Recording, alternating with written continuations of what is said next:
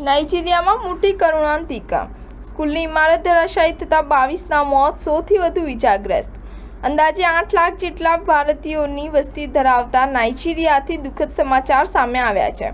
અહીં એક સ્કૂલની ઇમારત ધરાશાયી થઈ છે। અહેવાલ અનુસાર આ દુર્ઘટનામાં અત્યાર સુધીમાં 22થી વધુ વિદ્યાર્થીઓ મૃત્યુ થયા છે, જ્યારે 100થી વધુને રેસ્ક્યુ કરાયા હતા અને ઇજાગ્રસ્તોને સારવાર માટે હોસ્પિટલ ખસેડવામાં આવ્યા છે।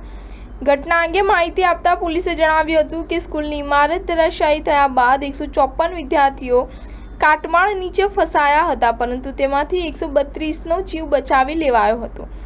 ઇજાગ્રસ્તને હોસ્પિટલમાં દાખલ કરવામાં આવ્યા છે। આ ઉપરાંત નાઇજીરિયાની નેશનલ ઇમરજન્સી મેનેજમેન્ટ એજન્સીએ બચાવ અને આરોગ્ય કર્મચારીઓ તેમજ સુરક્ષા દળોને અકસ્માતના સ્થળે તૈનાત કર્યા હતા।